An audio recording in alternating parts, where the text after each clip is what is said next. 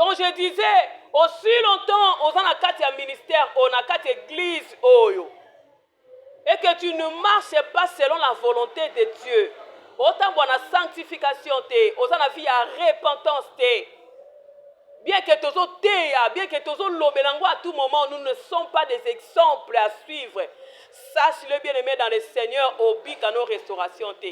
Ma côté année à rétablissement et l'autre. Moi, passé aussi la l'élo, qui dans moi évangélisation, je ne sais pas si tu as gagné combien des âmes. Et moi, pendant que je préparais, le Seigneur me dit, et ça année à nini, maman, tanga kuna, et ça année à nini.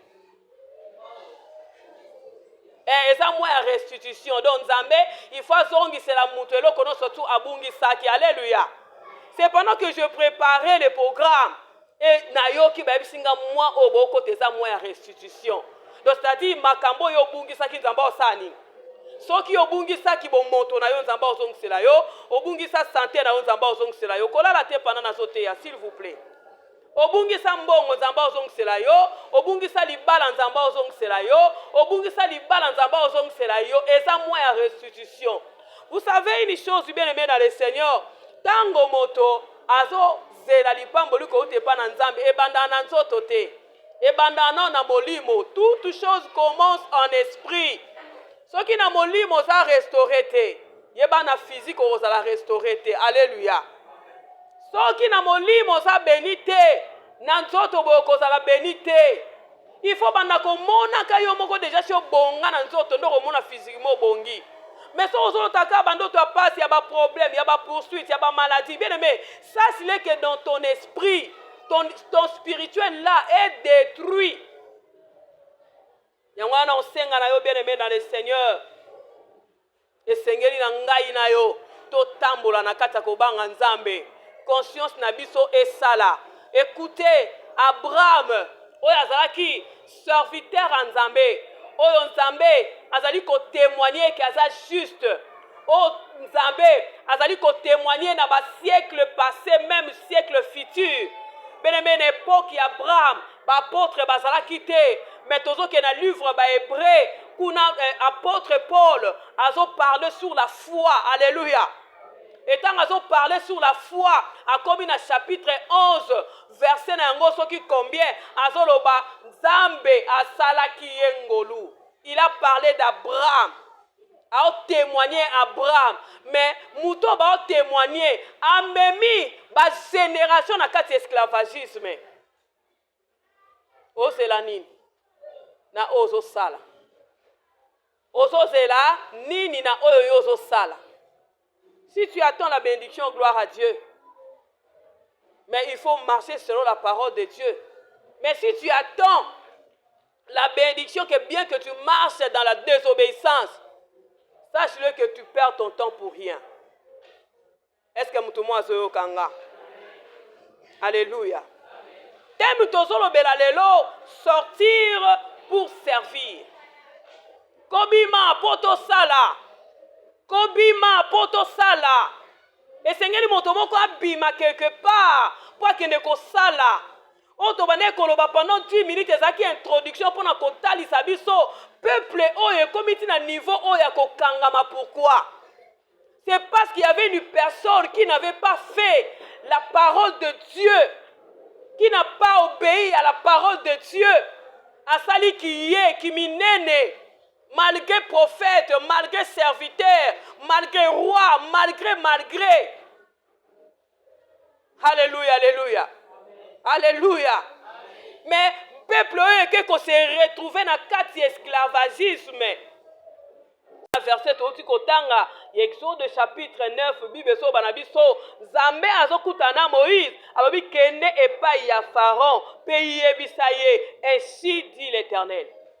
Ainsi parle l'Éternel. Ah, maintenant c'est Dieu lui-même. Mais pourquoi?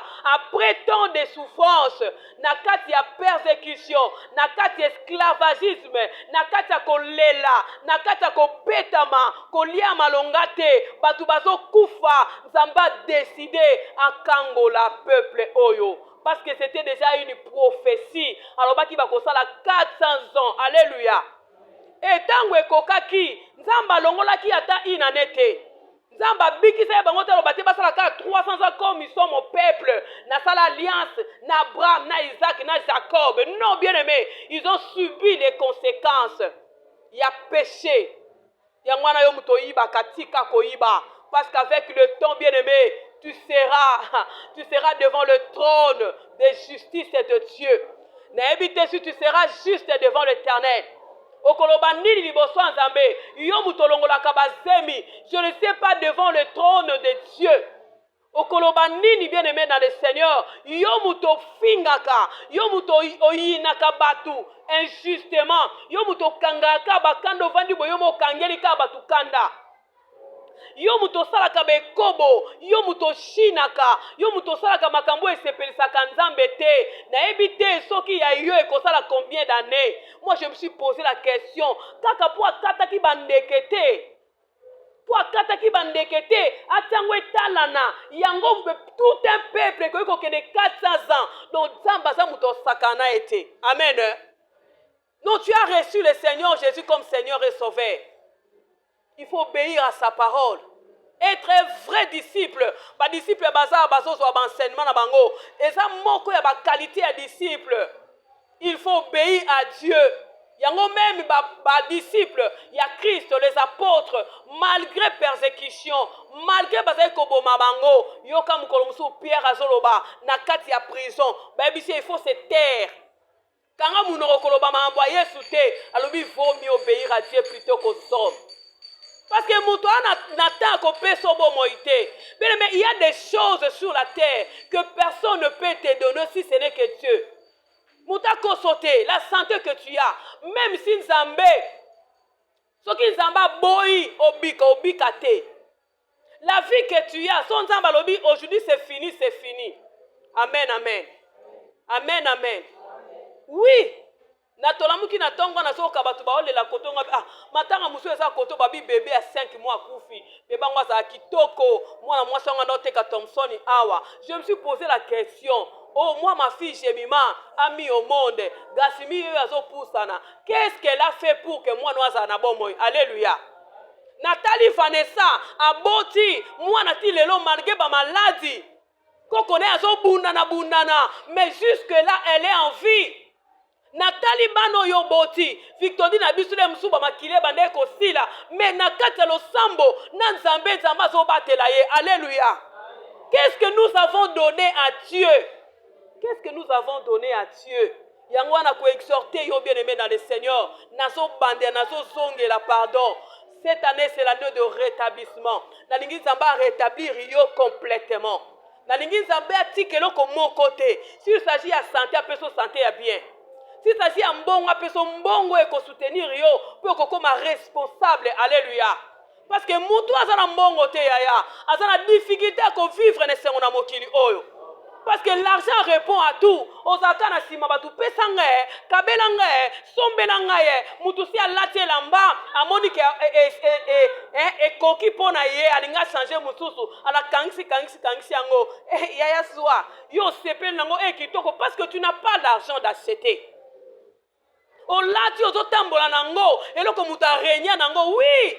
Eza na bato mutema malamu pa andeko nanga zangi asu ya kitoko apesi mais na bato musu apesi ya kitoko teka ya mabe wana nda opesa yo.